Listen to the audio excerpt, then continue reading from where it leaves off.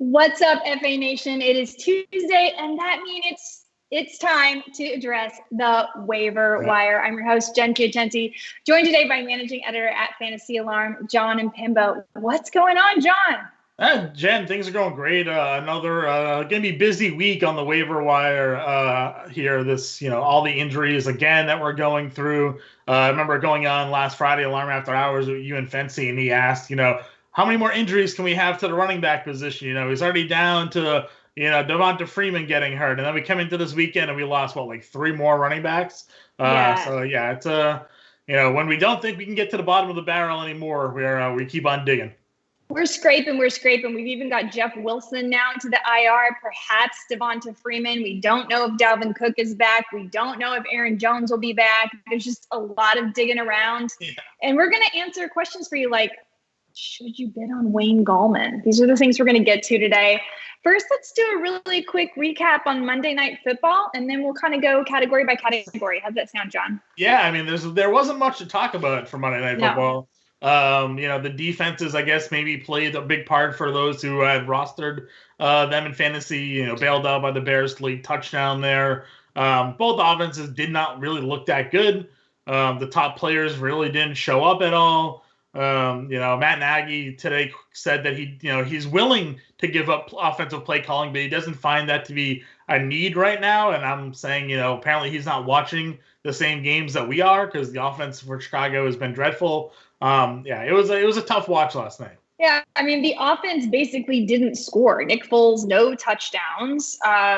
It's just interception in the red zone, when they actually had an opportunity. Really, really sad situation. And I don't understand, and Adam and I were talking about this yesterday on the Fantasy Alarm show.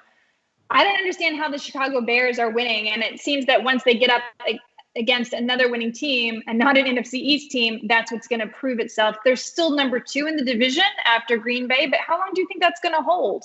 Yeah, I mean, their defense is definitely going to keep them in games. So they kept them in the game last night for as long as they possibly could. I mean, they were bailing themselves out. The other problem that they had last night was they're one of the most penalized teams in the NFL. So they had at times where they had stopped the Rams, and then they got a penalty, and it ended up resulting in the first down and then extended drives. On the offensive side, they had a couple of first downs negated due to penalty. They had a 4th and 1 that they were going to go for, and the offensive lineman jumped offside. So, penalty-wise, the Bears weren't doing themselves any favors. But, I was wondering how the Rams were really, if they were real or not, because their wins this season had only come against the NFC East teams. All 4 wins. They faced Washington, Philadelphia, the Giants, and the Cowboys. The only 4 games they won, but they were able to come through in this one at home against Chicago. I don't think either team is honestly that good. So I think what we saw last night, I don't think we'll see many more wins out of either team, to be honest with you. I mean, Nick Foles, 0 touchdowns, 2 interceptions, 5 sacks. Do you think there's going to be another change at the quarterback position, back to Mitch Trubisky or, I don't know, somewhere else? Or do you think they're just going to stick with Foles? I mean, if you go back, you can go back to Trubisky, but I mean, how much confidence does he really have? You already benched him, right? You thought this guy was better than me. He wasn't. So now you're going to come back to me. I think the team needs to just let go of both. Obviously they're going to play out this year. I could see Nagy maybe losing his job at the end of this season if he makes it that far. And then they just resetting. I know that they're, like you said, they were 5-1 going into last night, but that was definitely a pretender record. Foles just hasn't looked good. You can go back to Trubisky, but I'm not expecting much more out of that offense there until they either change up the play calling, run more motion, get guys open more. Because the talent is there. Darnell Mooney looks really good. We've seen times Montgomery, when used correctly, can make some plays, but how many times am I going to have to watch Cordarrelle Patterson in the backfield? I don't know. I don't know about David Montgomery. I got to say, I don't think I've been saying he's not good. And look, I looked it up. He has an average of just under 13.2 points per game. That's less than Myles Gaskin, less than Antonio Gibson, less than DeAndre Swift, less than Ronald Jones, and he's averaging 3.7 yards per attempt. I don't know. I don't like David Montgomery. I mean, if you watched the game last night, the number of times they ran him up the middle into Aaron Donald was infuriating. At least try to get him on the outside a little bit, put him in some sort of space, open up holes for him. You're not going to be a successful runner if you're just going to run into the heart of a defense. That team, especially when you're an offense where they don't really respect your passing game. They stuck Jalen Ramsey on Allen Robinson, and they just stacked the box. The couple times that we saw Montgomery able to actually get on the edge, he made some plays. Plus, his recent utilization in the passing game last night, they didn't throw to him until the fourth quarter. But that is the problem, though. He's in a system that isn't going to use him the right way. So no matter how talented he is, I just don't know. I think we have to take a real hard look at it. Yeah, they just need to change the way they're play calling. That's what I was saying around him. I feel like there's a route to him being successful, whether it's more screen plays, getting him active in the passing game early. Maybe you do more off-tackle runs, more plays you can get him on the outside. But running him into the interior of a defense when your offensive line in the middle isn't that strong isn't going to result in anything. So, listen, I don't think that Montgomery is going to be this absolute burner. They took him in the second round last year. He wasn't used correctly then. Everybody was crying for it. And then this year it's been more of the same. So I think it's more scheme than player. I think there's still some talent there, just given his overall versatility. But you're right. You mentioned a lot of guys that are performing better than him fantasy point-wise this season. You just have to hope that maybe at some point things around the Bears offense can turn it around, or else he's going to be nothing really more than a low-end RB2, a flex play in PPR leagues. I mean, do you see him as a buy low option, or do you feel like it's just a hold at this point? No, I mean, if you need a running back, I have no problem trading for him because, like I said, his current involvement in the passing game is what's really jumping out to me now. It's been 4 straight games where he's seen at least 4 targets. And he caught 5 passes last night. If they're going to use him in the passing game, which is one of the things we kind of loved about his skill set when he was drafted last year, everybody was like, oh, Nagy, traded up use a running back in a second round that can catch the football. He used Kareem Hunt that way in Kansas City. This is what we're going to get. And they just didn't use Montgomery that way because they had Tariq Cohen. But now we're seeing that pass catching skill set from Montgomery. So, I think at least is increasing his fantasy floor. So I don't mind going out and trading for him if you need an RB2, if you need a more secure weekly flex play, because I think he has a pretty good level of 10 plus fantasy points a game. If you want to get exactly 10 points per game, no matter what, David Montgomery's your running back. Yep. Allen Robinson, 4 for 4 for 70 yards. He left the game with concussion. I think, no concern for me about the targets. We knew he was going to be getting the Jalen Ramsey treatment. Right. We'll at least give Nagy credit for that they somewhat schemed around that. Still didn't work. But I appreciate that he's still got the 70 yards. I hope one day Allen Robinson gets a really great quarterback. I think he deserves it. Yeah, he definitely deserves it. I mean, I'm wondering now, have you seen any updates? I know he was in concussion protocol. Did he end up getting – do we know if he's out of that or if he was evaluated? I haven't seen any updates, so if you see anything. As of last night, he was getting checked out for a concussion, so I wasn't sure if that was something that ended up coming through or not. So – because he took a hit there late in that game. So late in the game, but no worries about Allen Robinson other than the fact that we need to check in on his health, obviously, for the next game. Yep. Sure. Okay. Awesome. Well, let's start hitting the waiver wire. You guys, there's an article that comes out every Tuesday morning on fantasyalarm.com written by Dan Malin. He gives you a lot of suggestions for who to get on the waiver wire and also bids. He gives you an idea of how much of your fab you should bid, which is really, really useful. Let's go down and look at a few. I also have a few that I added in here because, I'm Jen and I have to throw wild cards in there all the time. It's part of what makes me charming, right? Okay, so he mentioned Joe Burrow. Obviously, Joe Burrow, great matchup this week. If he's still on the waiver wire, are you going after Joe Burrow? I am. I mean, listen, the fact that they've sort of committed to allowing him to throw the football, I think is huge for his value. When Mixon was healthy, they actually started using Mixon more in the passing game, which is great for Burrow as well as a dump off option. Obviously, if Mixon's out, Gio Bernard's best skill set is ability to pass, his ability to catch the football. So again, I think Burrow's fine. The receiving core is great. AJ Green, back-to-back strong games for him after Howard Bender basically ruled him a dead. So I'm happy to see Green get out there. Reverse jinx. Yeah, exactly. Reverse jinxed him. So, but I mean, Boyd, Higgins, he's got some good options there, and we know Joe Burrow can throw it. So, the fact that Cincinnati is not expected to be ahead in many games or winning many games, should at least continue to give him a high fantasy floor. Yeah, Teddy Bridgewater, if he's on your waiver wire, he's someone that I'm very interested in, not only just to get you through your bye weeks, but even maybe for the rest of the season. He's actually number 2 behind Drew Brees in completion percentage. This week he gets Atlanta.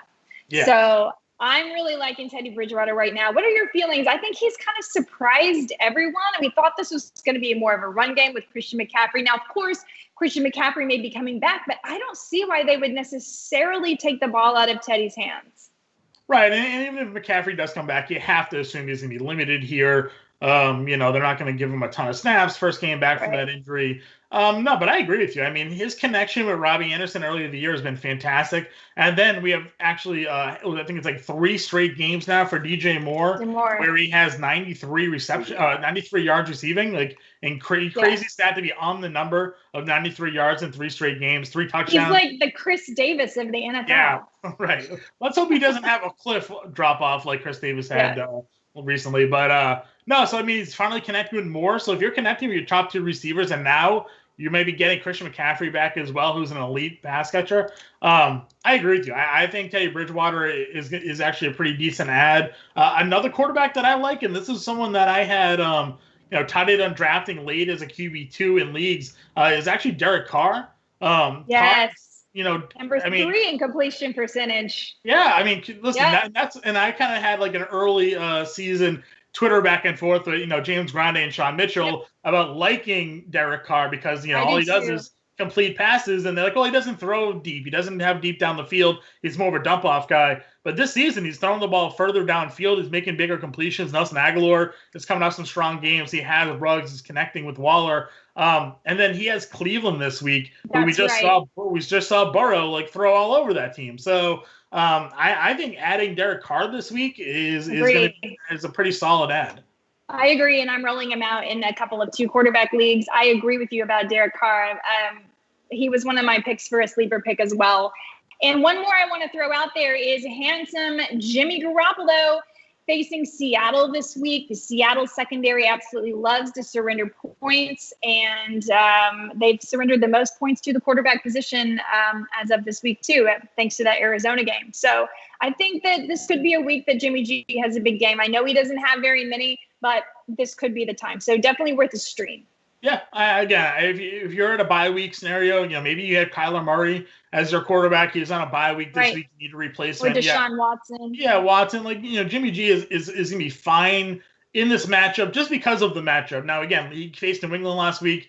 2 interceptions, no touchdowns. Wasn't exactly what you were probably looking for production-wise. We still completed 80% of his passes. So, yeah, I think there's an opportunity for him to have a big game. You wish Deebo Samuel was active, obviously. It's going to be more concentrated on Brandon Ayuk and George Kittle, but still, Seattle's defense is so bad.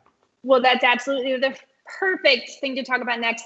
Brandon Ayuk. Now, when I read Dan's article and he said, go make a claim on Brandon Ayuk, I was like, wait.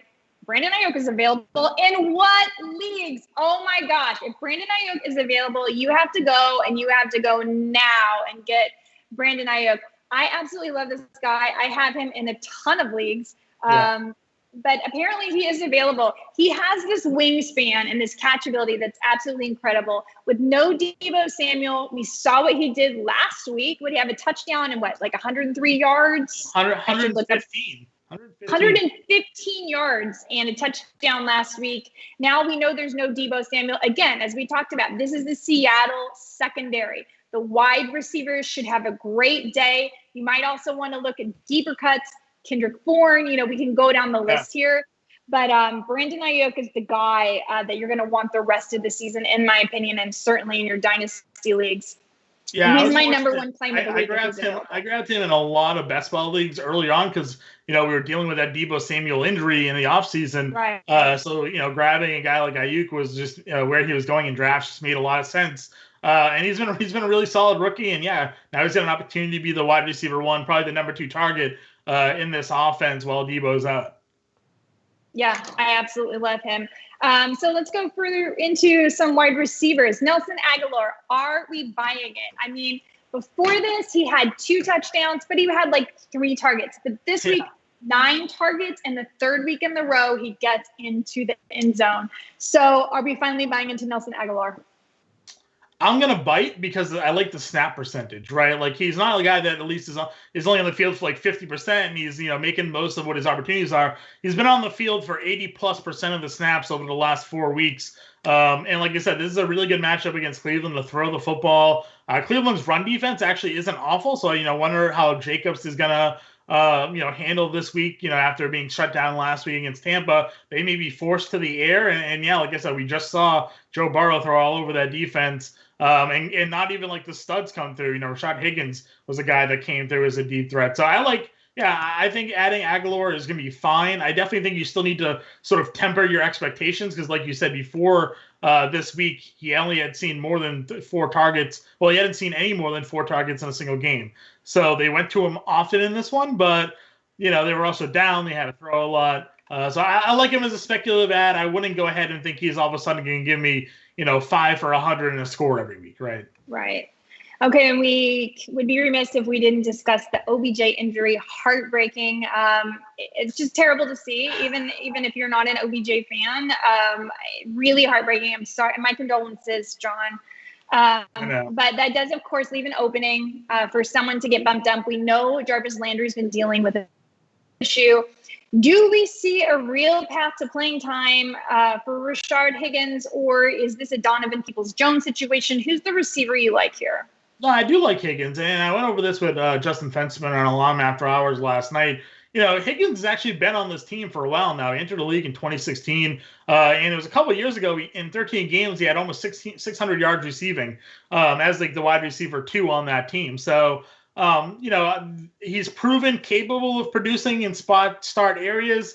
If they're going to continue to give him an increased role, I think he's proven capable of being that guy. So I have no problem going ahead and adding him. The only down drive to him, right, is the fact that Nick Chubb is expected back in Week 9. We know this team likes to run the football, and I don't care what Baker Mayfield does against the Cincinnati Bengals every year. Other than that, he is an average quarterback.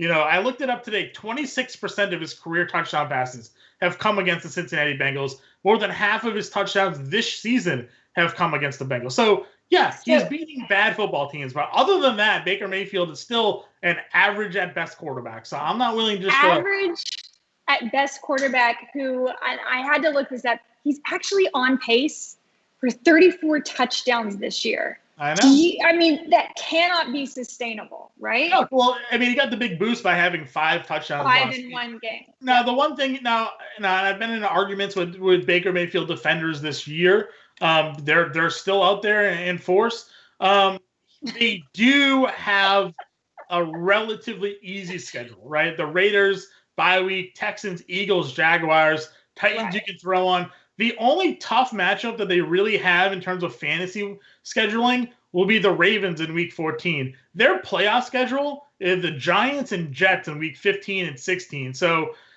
as much as it pains me, Jen, like Baker fantasy-wise may actually be an okay streaming option. Pains me too, John. Pains me too. But we do want to help you win, so we're trying to give you all the facts here at home. He's just not a good real quarterback. So do you know how much it hurt when I had to go and do the math and see that on target rate? I didn't like it. I agree with you. The completion percentage still isn't great. The quarterback rating. Yeah. I saw that he's had 2 of the top 5 QBR games at the quarterback position this year, but both of them were against the Bengals. So my biggest argument is that he beats up on the worst team in football every year, and that's where all of his numbers come from. So perfect. I'm with you. All right, so a bunch more wide receivers here. We'll just go through them quickly because we still have a lot to hit. Cole Beasley, if he's not rostered, we have to get Cole Beasley now, right? I think I'm on my team for weeks. I'm a big Beasley fan, so I know that people are sort of unexcited by him, but for me, the fact that he keeps getting targets, even when Brown's active, he still gets targets. Right. He's great in PPR leagues, and people. He was good in Dallas. If Josh Allen's going to continue to be a little bit of a better quarterback than years past, Beasley's only going to benefit. Yeah. Jalen Reagor, he seems to be coming back. How much do we need to spend Fab if he's still available, and how excited are you about his return? So I definitely like him, and if he comes back this week, it's a fantastic spot for him to do so against Dallas. So I would probably go with like Malin said here in his article, around 6%. I think that's probably fine. Again, there's other guys in that receiving group. We have Fulgham, we have Ward, Alshon Jeffrey eventually supposedly going to make a debut. So is Reagor going to step in and automatically be this number one target guy? I don't know. So I don't want to go ahead and just blow my Fab budget. No. I'd rather spend on other, like a Sterling Shepard, who's also in the waiver wire article this week. I think I trust him more to have a role in that, a larger piece of the pie in that offense than Reagor. Yeah. But I mean, the kid is very talented. He's a physical freak. He's fast. Right? I mean, he's really more of a Deshaun Jackson sub, isn't he? And Deshaun Jackson's out. Like, I feel like he's more of that. Like, they're going to get one or two big plays from Jalen Reagor. He's not the same kind of receiver as Travis. No, he's not like a big physical guy, but I mean, like, he's a tough receiver. I mean, he can definitely run down the field and make some big plays. We saw that in like his one game that he played this year. He had the one catch for 55 yards, but I definitely think that Wentz would benefit from targeting him. So we'll see exactly how active he is in this return game there. So you are in on Sterling Shepard. I am activated. I have. When Shepard is active and healthy, he's one of the top targeted receivers in that offense. I don't think it was a joke that when he stepped on the field, he was basically their best receiver. Because that's the case. That's what he is. You just can't stay healthy. So for now, I'm going to go ahead and add him. I picked him up in some leagues prior to this because I knew his IR activation date was coming closer, and I wanted to be able to get him before I would have to put a waiver claim or a Fab bid on him. So I was happy to get him and then see how it worked out last week. So I'm going to keep on buying until he probably hurts his foot or gets a concussion again. All right. And then I'm going to ask about someone that was on bye last week, so people may have forgotten about, and that's Marcus Johnson. Any interest? Yeah, I mean, I don't really love that team's passing attack, but I mean, I think that there's some potential upside to have him just for the amount of targets that he's going to see.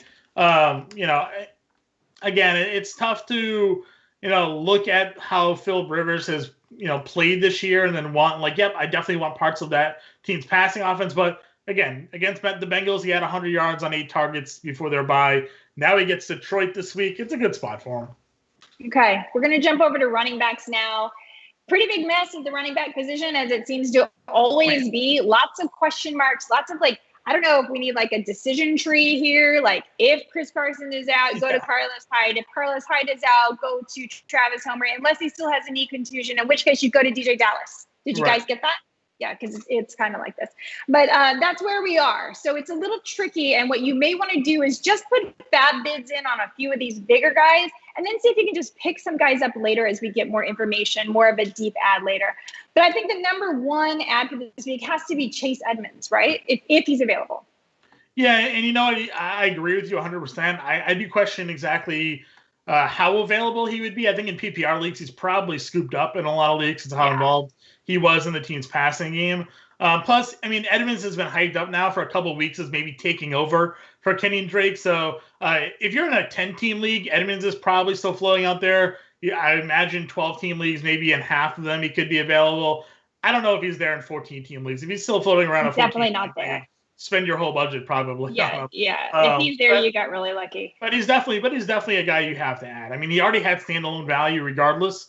And now that he's going to run the football, I think, for a couple of weeks at least, and this could even open the door. I mean, people weren't really thrilled with the way Drake was playing outside of that Dallas game anyways. If Edmonds, proves himself to be a more capable runner, kind of like how Kenyon Drake, Wally pipped David Johnson last year, if all of a sudden Edmonds comes in and is the better, clear player, this could be the end of Drake. Absolutely. And Boston Scott, same situation. I can't imagine he's super available either. He's been in this article pretty much every week of the year, it seems like. But obviously the matchup versus Dallas is a matchup you have to exploit if there's no Miles Sanders with Boston Scott. Jermichael Hasty, you guys may or may not have picked up last week. We do know that Jeff Wilson Jr. is on the IR. What we don't know is what Kyle Shanahan will do. We assume McKinnon will be involved again. Hopefully he got the rest last week, but I think Hasty you can count on in some capacity. It's just what it is. And will there be a Tevin Coleman? I think it's the time to go ahead if Tevin Coleman was dropped and try to acquire him. There's no reason not to have Tevin Coleman. Whether or not to play him this week, a little bit of a question mark for me. Yeah, I mean, I agree. They actually, I'm looking at a quote right now from Kyle Shanahan. Said the team is hopeful that Tevin Coleman will be activated from injury reserve this week. So, again, when he comes back, he's not going to automatically be thrown into the mix of everything. But if he sees a handful of snaps, obviously that's going to take away from everybody. I would still rank McKinnon at the top of the list. I'd probably put Coleman and Hasty, BC in that order. I can't imagine you're sitting Jerick McKinnon last week and not using him this week. It just, doesn't seem like that would be the play. Now, should Devonta Freeman still be banged up, are we going to put a bid on Wayne Gallman? I mean, I don't know. He's a warm body, right? So, it's... Right.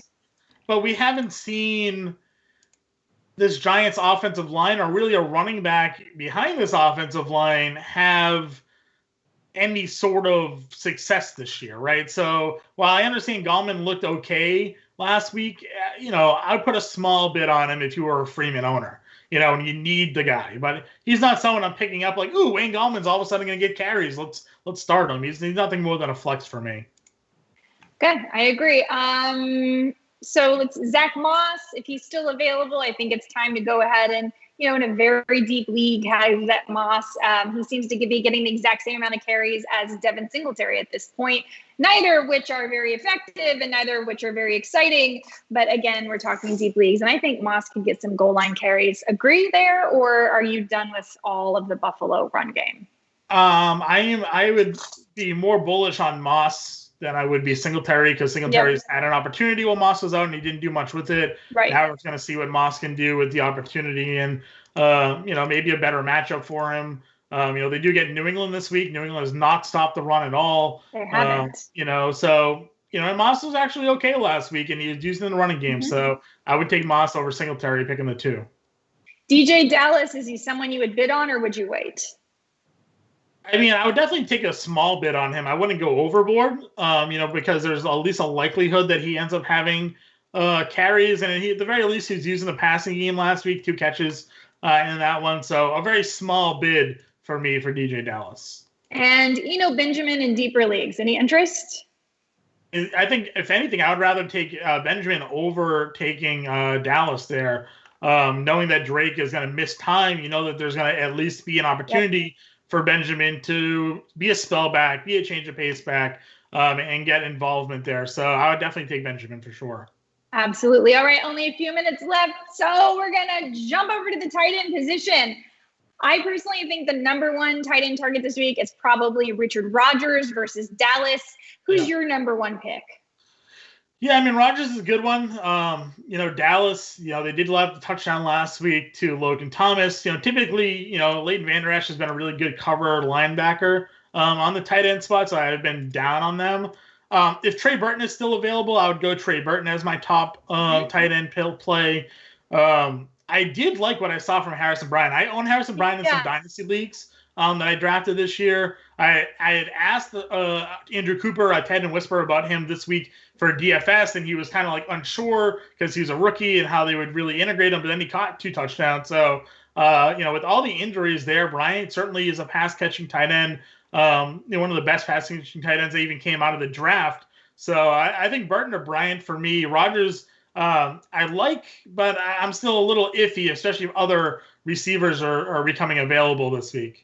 I think also that Bryant has a favorable matchup again this week. If I was looking at some numbers, so I'll go back and confirm that. But I think that he actually could be a good add this week. I mean, they have they're facing Las Vegas this week, so they have a lot of touchdowns in back-to-back weeks. Obviously, Gronk scored, and then Kelsey the week before. So 2 of the league's better tight ends. The Raiders had some issues with.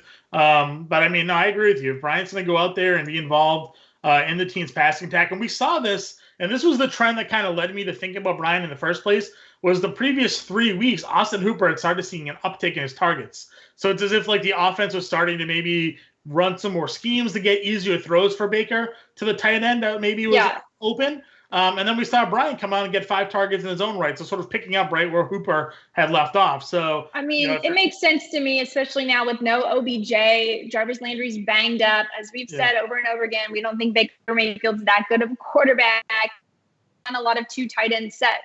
So this week versus Las Vegas, I think, if you need to stream, and a lot of you guys are streaming tight ends, that Harrison Bryant is a good option. And are we taking Logan Thomas for real now? I mean, sure. I mean, the targets are going to be there for him. Targets are there.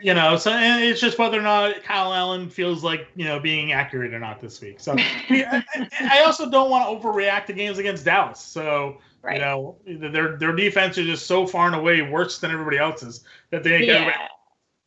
This is one of the things, it's interesting to me about watching, the Chicago game. You see how a defense can keep you somewhat in the hunt. You see their record, and this is the problem with Dallas, that I think the number one problem actually is their defense, even worse than their O-line and their switch of quarterback. If the defense can't keep you in the game, it's too much. And whatever, I'm not going to go down that horrible path because I'll just get angry. But anyway, it's already 3:30. I'm sorry that we had to rush through that so quickly, guys, but we will be going over more waiver wire options on the Fantasy Alarm Show today, 6 p.m. to 8 p.m. Myself and Adam Rodas will be there. I'm filling in for Howard Bender. We'll see you there. In the meantime, you can just get straight to the man, Jon Impemba. You can tweet him. You can find him 24/7 pretty much in the Fantasy Alarm chat, which is active all day, every day, and why you want to be part of the family. Any parting thoughts, John? Just go ahead and check out the waiver wire article from Dan Malin. It's got all the fab bid suggestions, top players to add, and like Jen said, you can get all of us on Twitter. You can get us all over on the Fantasy Alarm chat. We're there to help you guys out. And, as Justin Fensterman likes to say, help you get those rings. So that's my parting words there. Oh, one more question for you. If you could only put a bid on one player this week, who's your player of the week? I think it's going to be Chase Edmonds. I mean, the running back position is just so dire, and he offers the most upside. Now, again, I understand that they're on a bye this week, so you're big on a guy that can't help you this week, but you don't want to miss out. That might get you a discount. Right. You don't want to miss out on potentially the best available player on the board. So it's got to be Chase Edmonds for sure. I love it. All right, guys, you heard it here. Chase Edmonds is the number one waiver wire target for Jon Impemba. It's Brandon Ayuk for me. Go out, place those bids, and we'll catch you next Tuesday.